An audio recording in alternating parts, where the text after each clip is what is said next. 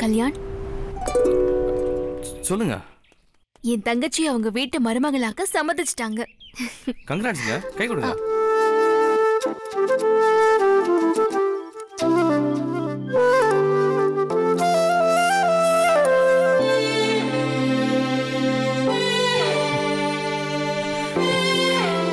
It's okay.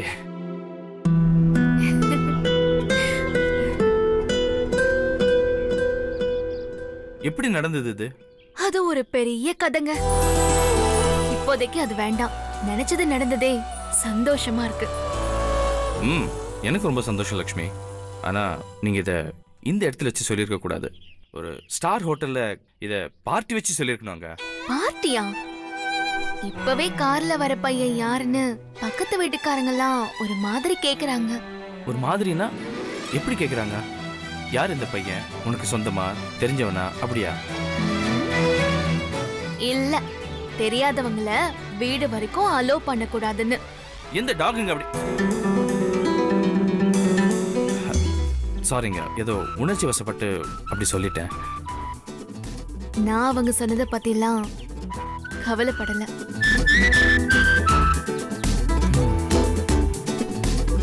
அம்மாடி, இப்பதான் எனக்கு நிம்மதியா இருக்கு.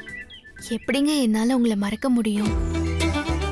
கல்யாண், நீங்க நான் என் வாழ்க்கையில ரொம்ப முக்கியமான, ரொம்ப மதிக்கிற ஆளு. நான் மரியாதை வச்சிருக்கிற ஆளு. எனக்கு துன்பம் வரும்போதெல்லாம் நான் துவண்டு போயிடாம தூக்கி நிறுத்துற ஆளு. எல்லாத்தையும் சொல்லு, ஆனா காதலிக்கிறேன் மட்டும் சொல்லிடாத. என்ன கல்யாண், நான் உங்களை கம்மியா புகழ்றேன்னு நினைக்கிறீங்களா?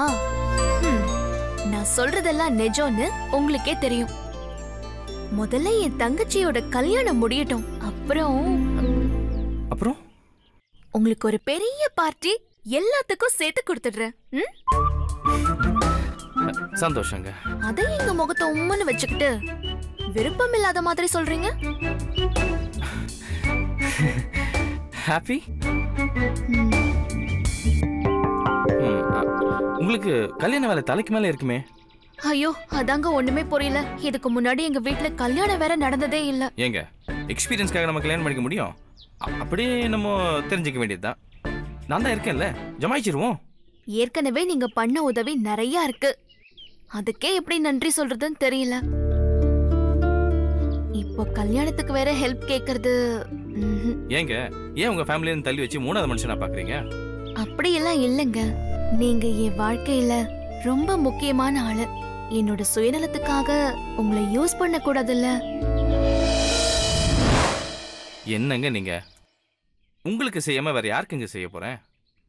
நீங்க இப்படிதான் எல்லாத்துக்கும் கூச்சப்பட்டு இருப்பீங்க. உங்களை போய் கேட்டேன் பாருங்க. நாளைக்கே நான் எந்த கேட்டரிங் பெஸ்ட், எந்த மண்டபம் ஃப்ரீயா இருக்கு, அதுக்கப்புறம் யார் கச்சேரி வைக்கலாம், எங்க புடவை எடுக்கலாம், எல்லா டீடைல்ஸும் வச்சுக்கிட்டு நான் உங்களை மீட் பண்றேன். அவசரப்படாதீங்க. நாம இந்த கல்யாணத்துல எந்த முடிவும் பண்ண முடியாது. அவங்க வசதிக்கு ஏத்த மாதிரி எல்லாமே செய்வாங்க. நாம அவங்களுக்கு உபத்திரமா இருக்காம உதவியா ஏதாவது செய்யணும். அவ்வளவுதான விஷயம்.